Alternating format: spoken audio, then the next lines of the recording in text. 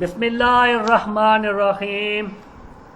Pakistan study class 10th unit number 8 and I am Nadeem Iqbal Abbasi.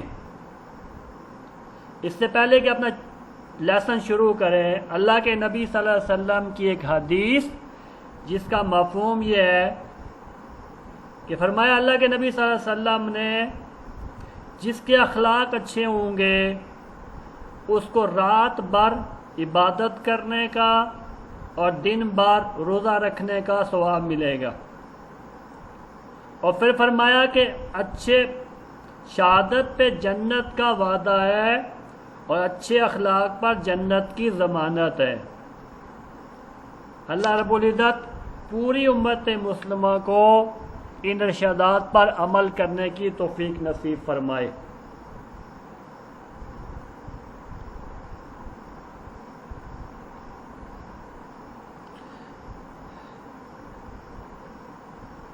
Topic: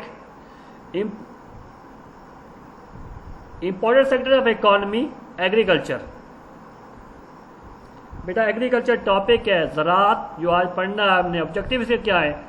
explain the role agriculture please in the economy of Pakistan. Pakistan کی economy کے اندر agriculture کیا role play کرتا ہے اس کی detail ہوگی اور جو آپ نے لرن کرنی ہے اس لیکچر کے اندر سے. Role of agriculture in the economy of Pakistan. Pakistan economy کے اندر ایگریکلچر کا کیا رول ہے؟ Source of food, source of national income, source of raw material, employment opportunities, source of foreign exchange, source of economic development. سب سے پہلے زراعت ہے کیا؟ Cultivation of crops and farming of cattle is called agriculture. کہ زمین کو کاشت کرنا اور جانور پالنا یہ کیا کہلاتا ہے؟ ایگریکلچر کہلاتا ہے، جس کو زراعت کہتے ہیں. اور پاکستان ایک زرعی ملک ہے. پاکستان کی معیشت میں زراعت کا بہت اہم کردار ہے. پاکستان کی معیشت میں زراعت کے کردار کو ذیل میں بیان کیا جاتا ہے. سب سے پہلے خوراک کا حصول، source of food. Long question کے اندر ہے بیٹا یہ. پاکستانی چند ترقی پذیر ممالک کی صف میں شامل ہے. ترقی پذیر دو قسم کے، ترقی یافتہ، ترقی پذیر. پاکستان ترقی پذیر ملکوں میں سے ہے کہ صف میں شامل ہے جہاں زراعت کو معیشت کا اہم ستون سمجھا جاتا ہے. پاکستان ایک ایگریکلچر کنٹری ہے. ایگریکلچرل انسان کی بنیادی ضرورت خوراک ہے، جس میں گندم، کپاس، چاول، مکئی، گنا، جوار، باجرہ، دالیں، سبزیاں اور پھل وغیرہ شامل ہیں جو انسان کھاتا ہے مختلف وقتوں کے اندر. انسانی خوراک کے علاوہ زرعی شعبے سے تمام جانوروں کی غذائی ضروریات بھی پوری ہوتی ہیں، جس میں موسم گرما اور موسم سرما کے چارے کی فصلیں شامل ہوتی ہیں. یعنی پاکستان وہ کنٹری ہے جو خوراک کا اصول کیا ہے؟ اپنی ایگریکلچر سے پاکستان حاصل کرتا ہے. یعنی ہر موسم کی سبزی پاکستان میں، ہر موسم کا پھل کیا ہے پاکستان کے اندر. تو یوں پاکستان کے جانوروں کے لیے بھی، پاکستان کے انسانوں کے لیے بھی کیا ہے؟ خوراک کے اصول کا سورس آف فوڈ کا ہے آپ کی ایگریکلچر. پہلا فائدہ اس کا. قومی آمدنی کا ذریعہ، سورس آف نیشنل انکم. کیا ہے؟ پاکستان سے ملک کی قومی آمدنی میں سب سے زیادہ حصہ زرعی شعبے کا رہا ہے. 47 سے لے کے آج تک سب سے زیادہ اکانومی ہمیں آمدنی کہاں سے ہوتی ہے؟ زراعت سے. اس طرح زرعی شعبے کی ترقی سے قومی آمدنی میں اضافہ ہوتا ہے، جس سے ملک میں خوشحالی آتی ہے. یعنی آج تک پاکستان جو موسٹلی کما رہا ہے نا، وہ کس سے کما رہا ہے؟ وہ ہے زرعی شعبے سے. اور لازمی بات ہے جب زرعی شعبے سے آمدنی ہوگی تو ملک میں کیا آئے گی؟ خوشحالی. سورس آف را مٹیریل، صنعتوں کے قیام کے لیے خام مال کی فراہمی. پاکستان کی مختلف صنعتوں میں مثلاً فلور مل، اس کے لیے کیا چاہیے؟ ویٹ. وہ آپ کی گندم وہ کہاں سے چاہیے؟ آپ کے کھیتوں سے پیدا ہوتی ہے. شوگر ملز کے لیے آپ کو کیا چاہیے؟ شوگر کین، وہ بھی پاکستان میں پیدا ہوتا ہے. رائس مل کے لیے رائس چاہیے. کاٹن ٹیکسٹائل انڈسٹری کے لیے کاٹن چاہیے. گھی ملز کے لیے کیا ہے؟ سیڈ چاہیے. پھر صابن کی صنعت، ڈبل روٹی، جوس، فیکٹریوں اور پھلوں کی مصنوعات کا انحصار زرعی شعبے سے حاصل شدہ پیداوار پر ہے. جتنی یہ ہے نا پاکستان میں جس قسم کا اور کسی علاقے میں جس قسم کا را مٹیریل ہوتا ہے اسی قسم کی کیا صنعتیں لگتی ہیں. پاکستان میں جتنی ہے نا موسٹلی ایگریکلچر بیس صنعتیں ہیں پاکستان میں. فلور مل ہے بہت پاکستان میں, شوگر ملز ہے, رائس ملز ہے, کاٹن ٹیکسٹائل پاکستان میں بہت ترقی کے اوپر ہے کیونکہ پاکستان میں کاٹن بہت زیادہ ہے. ایسے گھی انڈسٹری ہے, صابن کی, ڈبل روٹی, جوس, پھلوں کی فیکٹریاں ہیں. یہ کیا ہے, یہ صنعتوں کے لیے کیا ہے, خام مال حاصل ہوتا ہے کہاں سے, آپ کی ایگریکلچر سے. امپلائمنٹ اپرچونٹی, روزگار کا حصول. پاکستان کی کثیر آبادی بالواسطہ یا بلا واسطہ طور پر زراعت کے شعبے سے وابستہ ہے. لاکھوں لوگ جو غلہ منڈیوں میں, پھلوں اور سبزیوں کی منڈیوں میں خرید و فروخت سے روزی کماتے ہیں. یعنی پاکستان میں لاکھوں کیا کروڑوں لوگ ہیں جو جن کا کیا ہے ڈیپینڈ کس کے اوپر ہے, وہ ہے آپ کی ایگریکلچر کے اوپر. پاکستان اکانومی سروے 2018-19 کے مطابق ملک کی لیبر فورس کا قریباً 38.5% طبقہ زراعت سے وابستہ ہے. کتنا؟ 38.5% آپ کی ایگریکلچر سے لوگ وابستہ ہیں. اس کے علاوہ زراعت سے متعلق ٹرانسپورٹ سے وابستہ لوگ بھی. اب زراعت میں گاڑیاں کتنی استعمال ہوتی ہیں, لے جانا آنا, وہ بھی اس سے ریلیٹڈ ہے. لوگ بھی اپنی روزی کماتے ہیں. اس طرح زراعت پاکستان کے لوگوں کا سب سے بڑا پیشہ ہے. سب سے بڑا پیشہ کون سا ہو گیا؟ ایگریکلچر. پھر سورس آف فارن ایکسچینج, زر مبادلہ کا ذریعہ. کامیاب زرعی شعبے کی بدولت ہی کوئی ملک زرعی اشیاء برآمد کر سکتا ہے. آپ ایکسپورٹ کب کرو گے؟ جب آپ کا کیا کرے گا, آپ کا ایگریکلچر کا شعبہ ترقی کرے گا. پاکستان زرعی پیداوار مثلا چاول پاکستان ایکسپورٹ کرتا ہے, کپاس پاکستان ایکسپورٹ کرتا ہے, اور اس کی پیداوار پر منحصر صنعتی اشیاء غیر ممالک کو برآمد کر کے کثیر زرعی مبادلہ کماتا ہے. کاٹن انڈسٹری پاکستان میں, اور اس سے پاکستان سب سے زیادہ کیا ہے کما رہا ہے کاٹن انڈسٹری کے ذریعے. پھر کھیلوں کا سامان ہے, پھر چمڑا ہے, چمڑے کی مصنوعات کی چیزیں ہیں. ایسی بہت ساری انڈسٹری کی بنی ہوئی چیزیں ہیں, را مٹیریل کی صورت میں بھی اور انڈسٹری کی بنی ہوئی چیزیں بھی, وہ پاکستان کیا کرتا ہے, ایکسپورٹ کرتا ہے, جس سے پاکستان کو کیا حاصل ہوتا ہے, زرعی مبادلہ حاصل ہوتا ہے. فارن ایکسچینج, یعنی آپ نے باہر سے ایک چیز خریدنی ہے تو وہ ڈالر کے ذریعے خرید سکتے ہیں, پیمنٹ کریں گے, یا کہیں پاؤنڈ کے ذریعے کر دیں گے. پاکستان کی حکومت نہیں کر سکتے. اب ڈالر کمانے کا, زر مبادلہ کرنے کا جو سب سے بڑا ذریعہ ہے نا, وہ کیا ہے, آپ کی ایکسپورٹ ہے. اور پاکستان زر مبادلے کا کیا اصول کا ذریعہ آپ کا کیا ایکسپورٹ ہے, جو کس سے, وہ ایگریکلچر سے ریلیٹڈ چیزیں آپ کیا ایکسپورٹ کرتے ہو. پھر معاشی ترقی کا ذریعہ, source of economic development. Pakistan economy survey 2018-19 کے مطابق پاکستان کی مجموعی قومی پیداوار کا تقریباً 18.5% زرعی شعبے سے حاصل ہوتا ہے. پاکستان کی کتنا؟ 18.5%. ہماری معاشی ترقی میں زراعت کے شعبے کا یہ حصہ ہے.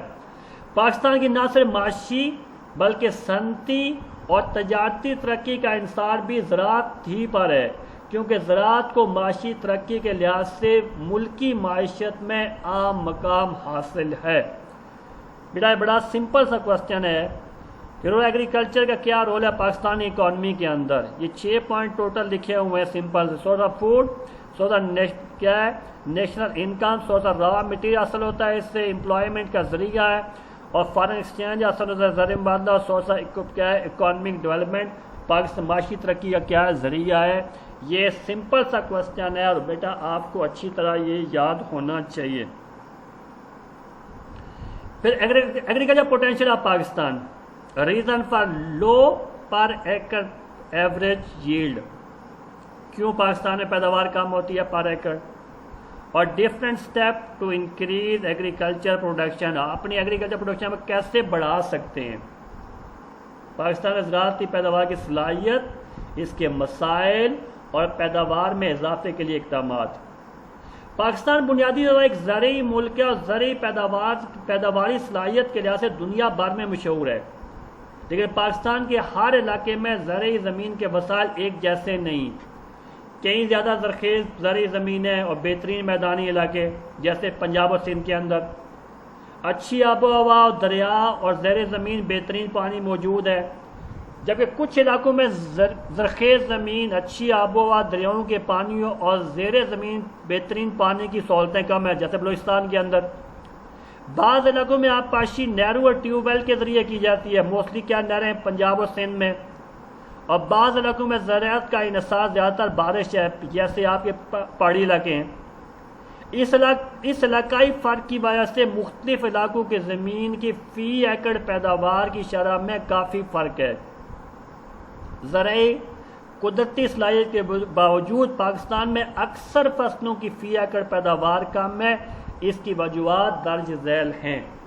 کیوں پاکستان میں فی ایکڑ پیداوار کم ہے؟ پاکستان میں جی فی ایکڑ اوسط پیداوار کی کمی کی وجوہات. Reason for low per acre average yield. ہم آج تک زرعی میدان میں خود کفالت کی منزل کو نہیں پا سکے کیونکہ ہماری زراعت پسماندگی کا شکار ہے. آج ترقی یافتہ ممالک میں جدید ترین مشینوں کے ذریعے کھیتی باڑی ہوتی ہے، جبکہ ہمارے زراعت کے پرانے اور روایتی طریقے استعمال ہوتے ہیں، جس سے فی ایکڑ اوسط پیداوار میں خاطر خواہ اضافہ نہیں ہو رہا. پرانے طریقوں سے کاشت ہو رہی ہے، جس کی وجہ سے کیا ہے، پیداوار اچھی نہیں ہو رہی. ایک ریزن یہ ہو گئی. اور سیکنڈ، پاکستان میں آبپاشی کا وسیع نظام موجود ہے، لیکن یہ نہریں ساری زرعی زمین کو پانی مہیا نہیں کر سکتی، جس سے آبپاشی کے مسائل پیدا ہو رہے ہیں. اور یہ بھی فی ایکڑ اوسط پیداوار میں کمی کی ایک وجہ ہے. یہ ہر جگہ پانی نہیں پہنچ رہا، نہری نظام نہیں ہر جگہ موجود نہیں ہے، ٹیوب ویل جگہ موجود نہیں ہے، تو پانی کی کمی کی وجہ سے کیا ہے، پیداوار کم. زراعت کے پرانے طریقے استعمال کیے، مشینیں استعمال نہیں کی، پیداوار کم. قدرتی آفات جیسے پاکستان میں سیلاب اور زلزلے اکثر آتے رہتے ہیں. سیم و تھور کا مسئلہ پاکستان میں بہت بڑا مسئلہ ہے. لاکھوں ایکڑ زمین ہر سال تباہ ہو رہی ہے. غیر معیاری بیج، اچھے بیج نہیں ہیں، کھادوں کا استعمال کسان نہیں کر پاتے، غریب ہیں. کسانوں کا تعلیم یافتہ نہ ہونا، وہ نہیں اچھے طریقے جانتے. اور زرعی قرضے کے اصول میں دشواری، ہر کو قرضے نہیں ملتے ٹریکٹر خرید سکیں اور کھاد خرید سکیں اور اچھے بیج خرید سکیں. اور فصلوں کی بیماریاں وغیرہ جیسے ٹڈی دل آ گیا اور چیزیں آ گئی، بیماریوں وغیرہ بھی فی ایکڑ اوسط پیداوار میں کمی کی وجوہات ہیں. یہ مختلف ریزن ہیں جس کی وجہ سے پاکستان میں فی ایکڑ پیداوار کیا ہے، بہت کم ہو رہی ہے. ہماری 1960 میں پاکستان کی جو فی ایکڑ پیداوار تھی نا، وہ 822 kg تھی، 822 kg ہاں ییلڈ پر ہیکٹر. اور اسی 1960 میں جو یو ایس اے کی ییلڈ پر ہیکٹر تھی نا، وہ تھی 5000 پلس kg. ہماری کتنی؟ 822 kg ایک ہیکٹر سے. امریکہ کی 5000 سے پلس. 2007 میں ہماری کتنی ہوئی؟ 2585 kg ہاں. اور 2016 میں ہماری کتنی ہوئی تھی؟ 3000 کیا ہے kg پر ہیکٹر، ییلڈ پر ہیکٹر. اور امریکہ کی اسی دور میں کتنی ہوئی؟ 8143. ہم 2016 میں کتنے پہنچے؟ 3000 پہ. اور امریکہ کتنے پہ پہنچا؟ 8143 کیا ہے kg ییلڈ پر ہیکٹر میں. تو زرعی مسائل بہت سارے جس کی وجہ سے ہماری کیا ہوتی ہے، پیداوار فی ہیکٹر کیا ہوتی ہے، کم ہوتی ہے. اب زرعی پیداوار میں اضافے کے لیے مختلف اقدامات کیا کر سکتے ہیں؟ ان سارے مسائل کو ختم کر دیں، خود بخود آپ کی کیا ہو جائے گی، اوسط پیداوار کیا ہے، وہ بڑھ جائے گی. ہاں، different step to increase agriculture production. زراعت کے شعبے کو ترقی دینے کے لیے سائنسی بنیادوں پر مختلف زرعی آلات اور جدید مشینوں کی مدد سے کھیتی باڑی کو رواج دینا ضروری ہے. اس سے ہماری قومی آمدنی بڑھے گی، ملک خوشحال ہوگا. امریکہ میں ٹوٹل 2% لوگ ہیں جو ایگریکلچر کرتے ہیں، 2%. ہاں جی. اور پاکستان سے آبادی دگنی ہے ان کے آلموسٹ. پاکستان میں 20 ہے، ان کی آلموسٹ ہوگی 40 ہوگی. لیکن وہ 2% کتنا کیا کرتے ہیں، سائنسی بنیادوں پر جب کاشت کرتے ہیں، اپنے ملک کے لیے پیدا کرتے ہیں چیزیں اور ایکسپورٹ بھی کرتے ہیں.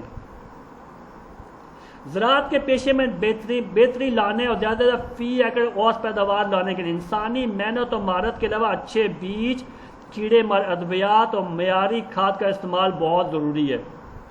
اور پاکستان میں نہری نظام میں بہتری لا کر آبپاشی کے مصنوعی اور جدید طریقوں کے ذریعے فی ایکڑ اوسط پیداوار بڑھائی جا سکتی ہے.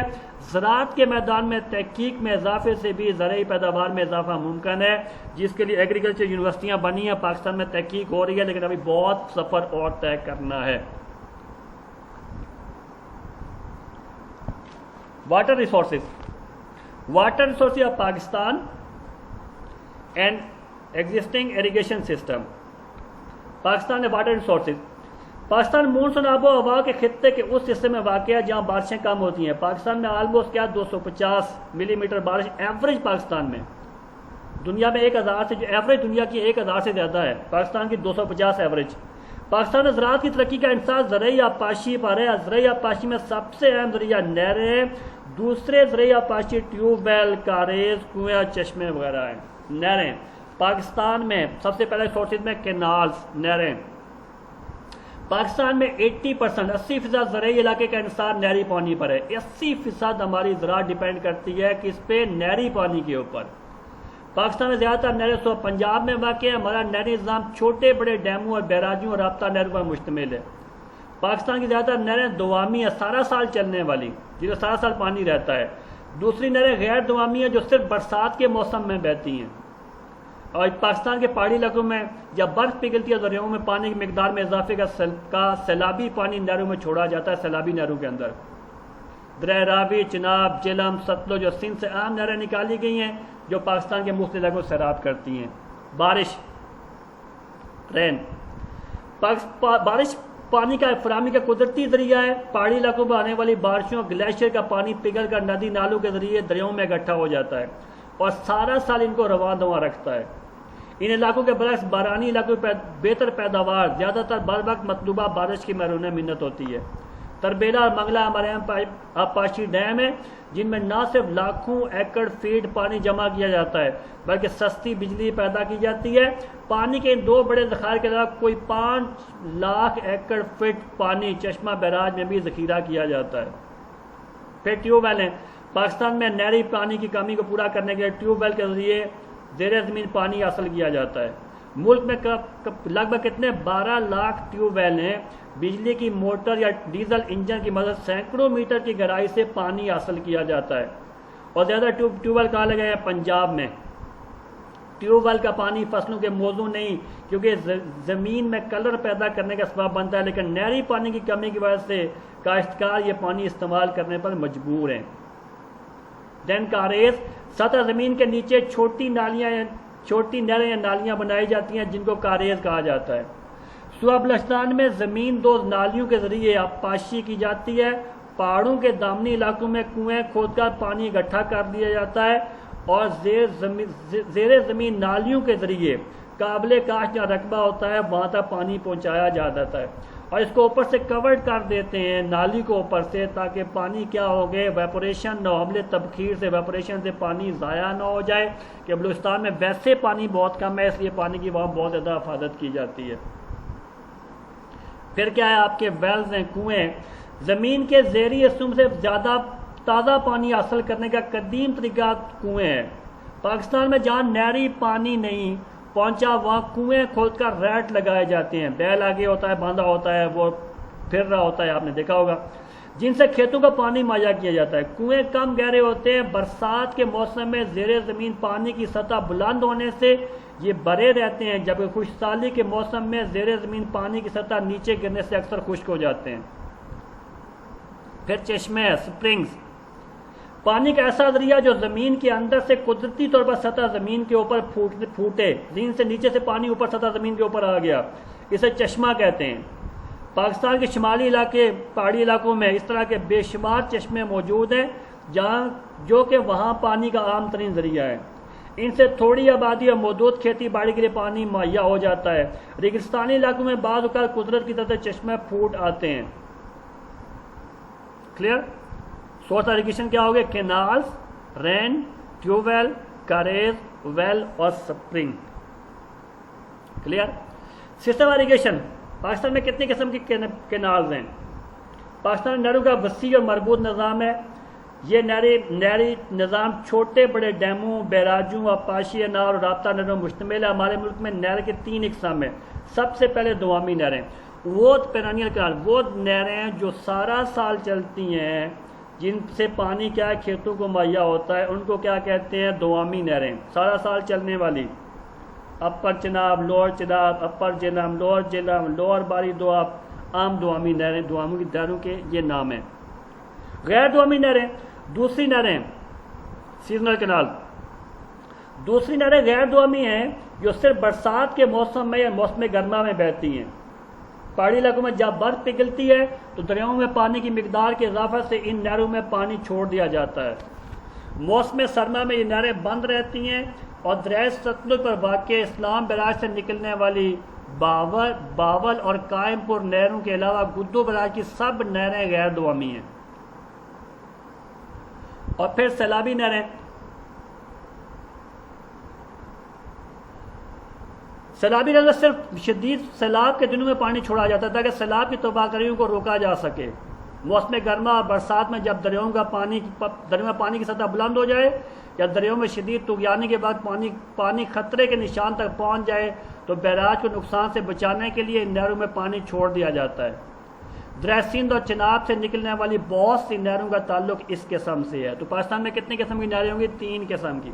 دوامی نہریں، غیر دوامی نہریں اور سیلابی نہریں. یہ کوشچن شارٹ کوشچن کے اندر بیٹا آ سکتا ہے، اس کو اچھی طرح سیکھنا ہے. دین نیو ٹاپک ہے آپ کا انڈس واٹر ٹریٹی، سندھ طاس کا معاہدہ.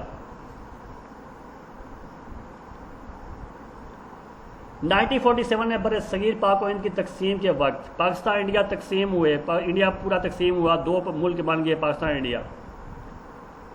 دریائے ستلج پر موجود فیروز پور ہیڈ ورکس دریائے ستلج پہ بنایا گیا تھا اور دریائے راوی پر مادھو پور بھارت کے پاس چلے گئے. ان سے نکلنے والی جو نہریں تھیں جو پاکستان کے علاقے میں آ رہی تھیں، ان کے جو سورس تھے نا، فیروز پور ہیڈ ورکس اور مادھو پور، یہ بھارت کے حصے میں آ گئے.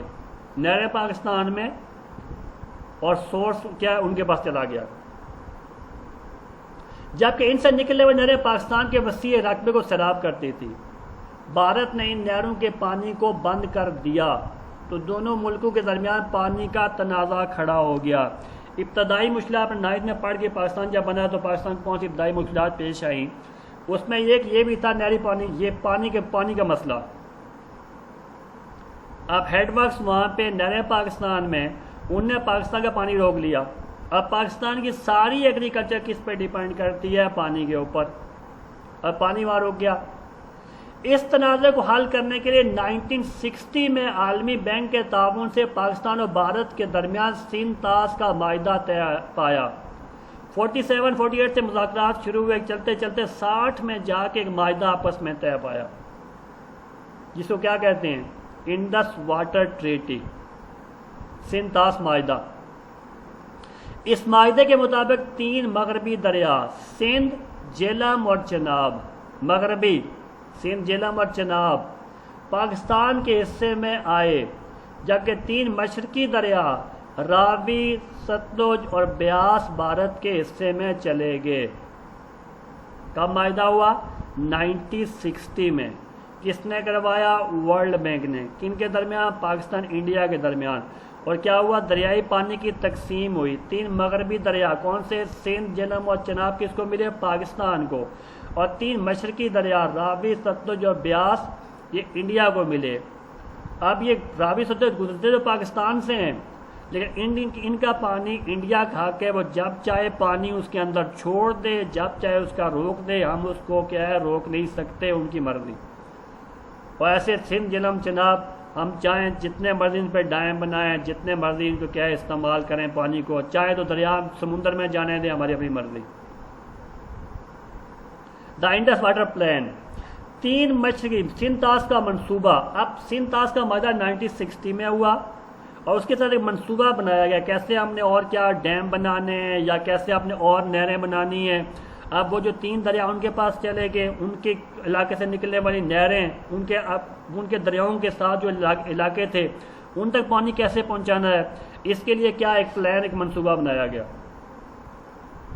3 مشرقی دریا بھارت کی طویل میں جانے سے ان دریاؤں میں پانی کی دستیابی ختم ہوگی۔ راوی، ستلج و بیاس میں کیا ہو گیا؟ پانی ختم، ٹھیک ہے۔ تو اس کمی کو پورا کرنے کے لیے آبپاشی کا ایک وسیع منصوبہ تشکیل دیا گیا جس کو سندھ طاس کا منصوبہ کہا جاتا ہے۔ ایک منصوبہ بنایا گیا، اس منصوبے کے تحت 2 بڑے ڈیم، 6 بیراج اور 7 رابطہ نہریں بنائی گئیں۔ ان رابطہ نہروں کے ذریعے مغربی دریاؤں کا پانی مشرقی دریاؤں میں ڈالا گیا۔ کنیکٹنگ کینالز کہلاتی ہیں۔ ان علاقوں میں مغربی دریاؤں کا پانی، جو پاکستان کے دریا تھے جن میں پانی زیادہ تھا، وہاں سے پانی حاصل کر کے کیا گیا، ان دریاؤں تک پہنچایا گیا جہاں پہ کیا ہے، پانی کی کمی تھی۔ ان رابطہ نہروں کے ذریعے مغربی دریاؤں کا پانی مشرقی دریاؤں میں ڈالا گیا تاکہ مشرقی دریاؤں کے زیر کاشت رقبے کو سیراب کیا جا سکے۔ تربیلا ڈیم دریائے سندھ پر اور منگلا ڈیم دریائے جہلم پر بنایا گیا جو سندھ طاس منصوبے کا حصہ ہیں۔ کتنے؟ سندھ طاس 2 بڑے ڈیم اور کتنی رابطہ نہریں؟ 6 بیراج اور 7 رابطہ نہریں، اور Guddu barrage, Sukkur barrage, Kotri barrage, Jinnah barrage, Taunsa barrage کے نام تو سنے ہوں گے۔ یہ بیراج 6 بنائے گئے، 7 رابطہ نہریں بنائے گی اور 2 کیا ڈیم بنائے گئے۔ یہ سندھ طاس کا منصوبہ ہے۔ سندھ طاس کا معاہدہ اور چیز ہے اور سندھ طاس کا منصوبہ اور چیز ہے۔ یہ شارٹ کوسچن آ سکتا ہے، سندھ طاس کا منصوبہ کیا تھا، اس کے بارے میں لکھنا ہے۔ پھر آپ نے ڈیموں کا حوالہ دینا ہے اور بیراج کا حوالہ دینا ہے اور رابطہ نہروں کا حوالہ دینا ہے۔ اور اگر سندھ طاس کا معاہدہ آ گیا اور وہ جو معاہدہ 1960 میں ہوا تھا وہ لکھنا ہے، اور دریاؤں کے نام ضرور مینشن کریے گا کہ کون سے دریا بھارت کو ملے، کون سے پاکستان کو ملے۔ بچوں مجھے کوسچن آتا ہے سندھ طاس کے معاہدے پر نوٹ لکھے، تو یہ کیا کہتے ہیں، شارٹ کوسچن آتا ہے تو خالی 1960 میں پاکستان انڈیا کے درمیان ہوا 3 دریا، پر دریاؤں کے نام ضرور مینشن کرنے ہیں بچوں۔ پھر لنک کینال کون سی بنائیں گی، جن کا ذکر ہے 7 لنک کینال بنائیں گی۔ سندھ طاس کے منصوبے کے تحت 7 رابطہ نہریں بھی بنائیں گی۔ ان رابطہ نہروں کی کل لمبائی قریباً 590 کلومیٹر ہے جو درج ذیل ہیں۔ کون کون سی نہریں؟ رسول قادر آباد 1 نہر، قادر آباد بلوکی 2، بلوکی سلمان کی 3، تریمو سدنائی 4 نہر، 5ویں ہے سدنائی میلسی باولپور، 6 تونسا پنجند اور 7ویں چشمہ جہلم۔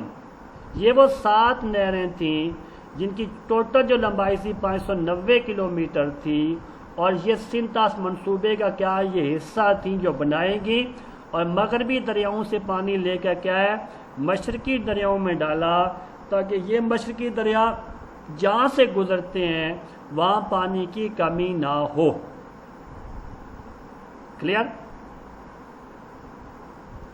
اور ویری نیکسٹ کوشچن ہے and answer, learn question number 9۔ آپ نے کوشچن بیٹا یاد کرنا ہے اور اس میں سے کئی شارٹ کوشچن بن سکتے ہیں جو آپ نے خود بنانے ہیں، 2 3 4 5 ضرور بنانے ہیں، کہ جس کو آپ بہتر سمجھے شارٹ کوشچن میں اس کو ضرور بنائیں گے، کیونکہ جو نیا پیٹرن ہے پیپر کا اس میں سے کیا ہے بک کے اندر سے بہت سارے کوشچن آتے ہیں، تو آپ نے صرف ایکسرسائز والے یاد نہیں کرنے بلکہ اپنی ایفرٹ خود کرنی ہے، خود آپ نے کیا کرنے ہیں کوشچن بنانے ہیں۔ اوکے، یہ سمپل سا ٹاپک ہے بیٹا۔ ایگریکلچر کیا ہوتا ہے؟ What agriculture? Cultivation of crop and farming cattle is called agriculture. Clear? اور پاکستان کیا ایک ترقی پذیر ملک ہے بیٹا، اور اس کا سب سے بڑا ڈیپینڈ کس کے اوپر ہے؟ ایگریکلچر کے اوپر ہے۔ اور یہ ایگریکلچر کیا ہے ہماری کیسے فائدہ مند ہے؟ سورس آف فوڈ ہے، نیشنل انکم اس سے ہم حاصل ہوتی ہے، را مٹیریل کا ذریعہ ہے، امپلائمنٹ کا ذریعہ ہے، فارن ایکسچینج ہم سے ملتے ہیں، اور اکنامک ڈیولپمنٹ ہمارے ملک کی ہوتی ہے اس کے ذریعے۔ اور لو ہماری کیا ہے پر ایکڑ ایوریج ییلڈ ہماری لو کیوں ہے؟ کہ ہم پرانے طریقے سے کاشت کرتے ہیں، ہمارے کسان غریب ہیں، بہت سے زرعی مسائل ہیں جس کی وجہ سے ہمارا کسان زیادہ پیداوار نہیں لے سکتا۔ اور کیسے دور کر سکتے ہیں ان کو؟ اگر انہی مسائل کو ختم کر دیں، کسانوں کو پڑھائیں، ان کو اچھی کیا کہ بیج دیں، اور کیا کریں، ان کو زرعی آلات اچھے فراہم کریں، ان کو کھاد کی سہولتیں دیں، قرضے دیں، تو کیا ہے ہماری فی ایکڑ پیداوار بڑھ سکتی ہے، امریکہ کا مقابلہ کر سکتے ہیں ہم۔ اور واٹر ریسورسز میں کیسے اب کھیتوں کو پانی ملتا ہے؟ کینال کے ذریعے، رین کے ذریعے، ٹیوب ویل کے لیے، کاریز ویل کے لیے، سپرنگ کے لیے، اور یہ آپ کو سمپل سا ٹاپک ہے۔ اور سسٹم اریگیشن میں پیرینیل کینال ہے، سیزنل کینال ہے، اور کیا ہو گیا فلڈ کینال، دوامی نہریں، غیر دوامی نہریں، اور کون سی اور کی، اور پھر آگے انڈس واٹر ٹریٹی میں کیا ہو گیا؟ انڈس واٹر پلان آ گیا۔ انڈس واٹر ٹریٹی 1960 میں ہوا۔ انڈس پلان کے ذریعے بہت سے ڈیم بنائے گئے، رابطہ نہریں بنائے گی، بیراج بنائے گئے، اور لنک کینالز آپ کا آ گیا 7 آپ کی رابطہ نہریں بنائے گی۔ اور یہ آپ کا کوسچن آ گیا، ٹھیک ہے بیٹا سمپل سا کوسچن ہے۔ اور پاکستان ایگریکلچر آپ کو بہت کچھ جاننا چاہیے، زرعی ملک ہے، ہمارا ملک ہے، ہمیں بہت کچھ پتہ ہونا چاہیے اس کے بارے میں۔ اور میں انتظار کروں گا آپ کے کسی بھی کوسچن، کراس کوسچن کا، مجھے خوشی ہوگی۔ ہر دفعہ کہتا ہوں بچہ کو کوسچن کرتا نہیں ہے، لیکن ضرور پوچھیں، آپ پوچھیں گے مجھے فائدہ ہو جائے گا، میں بتاؤں گا آپ کو بھی فائدہ ہو جائے گا۔ اس دعا کے ساتھ اجازت چاہتا ہوں کہ اللہ آپ کو اپنی حفظ و امان میں رکھے، اور may your shadow never be less۔ اللہ آپ کو صحت مند رکھے، اللہ آپ کو اپنی حفظ و امان میں رکھے، اور لمبی زندگی عطا فرمائے۔ جزاک اللہ خیرہ، اصل و جزا۔ السلام علیکم ورحمۃ اللہ۔